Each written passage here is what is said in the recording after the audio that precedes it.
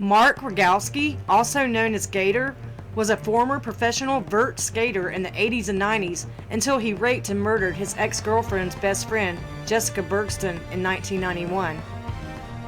Born August 10, 1966 in Brooklyn, New York, but raised in California, his parents divorced and he moved with his mother at age 3. Mark started skateboarding at age 7, and in 1978, at age 12, his gifted talent was noticed by a local skate team who quickly picked him up. By the time he was 14 in 1980, he became a professional skateboarder.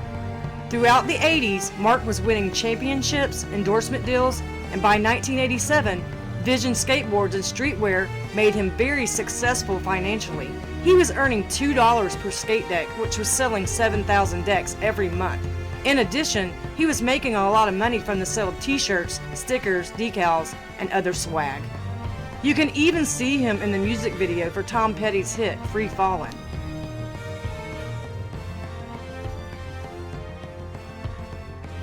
Rogowski was once part of the scene of some of the best skaters of his time.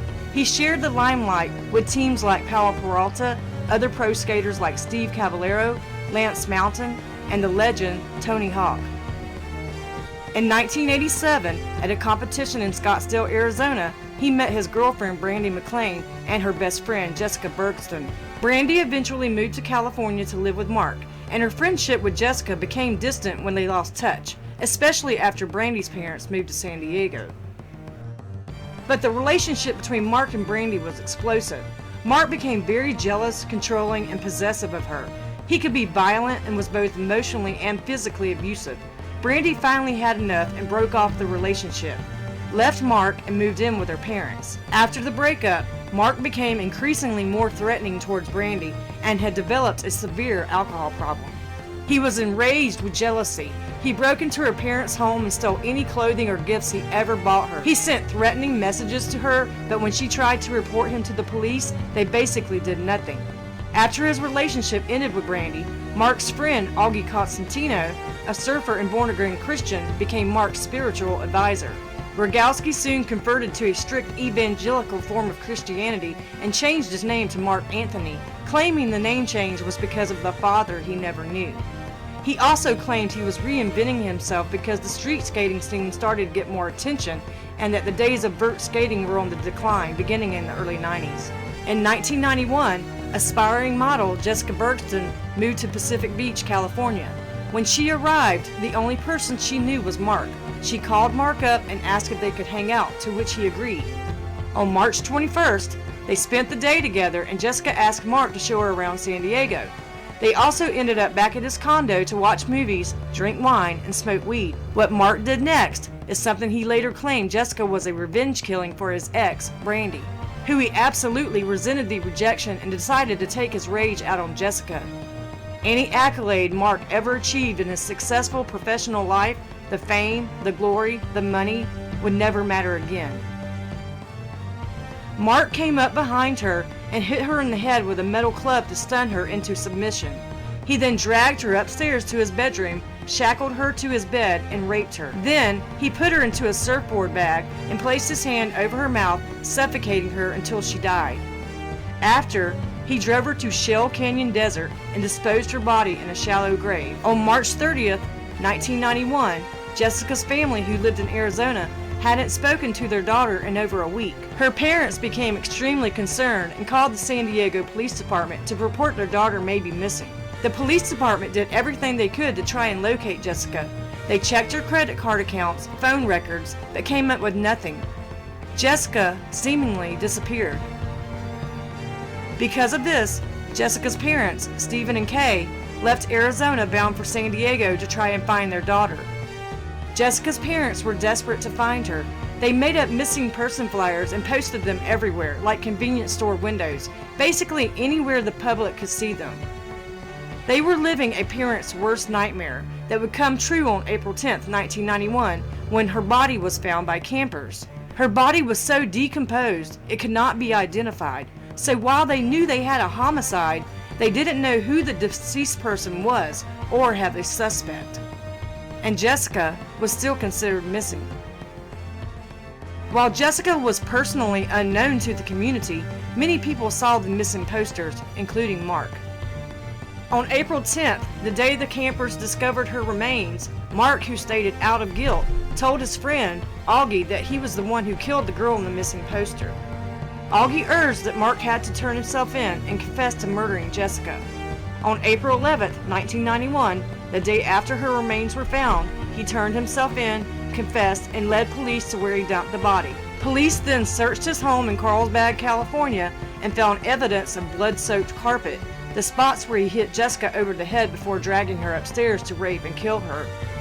During his confession, he told investigators that he killed Jessica as an act of revenge toward his ex-girlfriend, Brandy. He even said Jessica was the mold Brandy was made out of.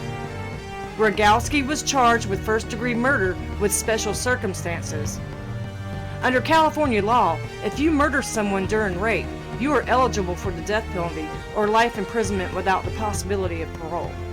But since Mark pled guilty to first-degree murder and rape, he avoided both.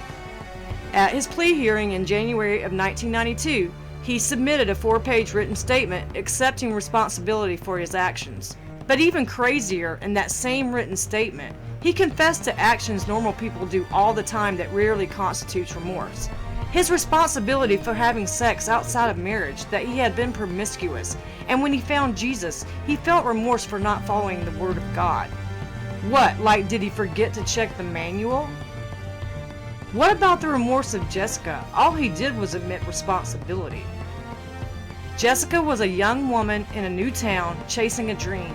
She only knew one person when she moved to California, and that was Mark, a friend she thought she could trust. This wasn't a stranger to her. She had known him for years. She was unaware of the abuse he inflicted on Brandy, but she trusted him to be her only friend as the new kid in town, and ended up dead because of it. And Jessica wasn't spared a quick death. Before she was blindsided and unexpectedly by a considered friend, she was attacked, tortured, and raped repeatedly. She fought for her life while he was zipping her up in that surfboard bag, then placed his hands over her face to keep her quiet so neighbors wouldn't hear the screams when he suffocated her to death. On March 6, 1992, Mark Rogowski received a 31-year to life prison sentence. He was sentenced to 6 years for forcible rape and 25 years to life for the premeditated murder of Jessica Bergsten. In 2011, he was denied parole when the deputy district attorney argued he remained an unreasonable risk to society. Her family attended the parole hearing to protest his parole as well. In 2015, Rogowski came up for parole again, but this time he waived his right to another hearing for 1 year. In 2016, he went before the parole board and was denied parole for another 7 years. But on December 10, 2019, it was indicated through media reports that Rogowski was recommended for parole again. The decision was finalized by the California Board of Parole Hearings, and the case went before the California governor's staff for review.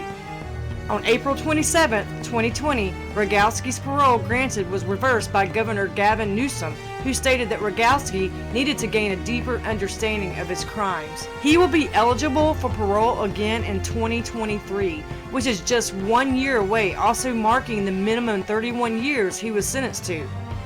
But will this guarantee his release? According to a new law which took effect in 2018, gives youthful offenders who commit crimes before age 26 is based on studies showing the impulse control in the brain is not fully developed in most people until about age 25. Mark was 24 when he murdered Jessica. Sorry, but I call bullshit on that law when it comes to murder, especially when the victim lost her life to torture, rape, and murder, then dumped in the desert. If he is released, he says he plans to live with his brother and already has a job offer. And get this, work as a paralegal. Apparently, he did earn a paralegal certificate in prison, but still, it's weird. Currently, he is incarcerated at Donovan State Prison in San Diego, California. One can only hope in advocacy for the victim that he remains locked up, like Jessica's family would want, and I agree with what her father, Stephen Bergsten, had to say, that the pain never goes away. This inmate received a life sentence, but he imposed a death sentence upon Jessica and our family.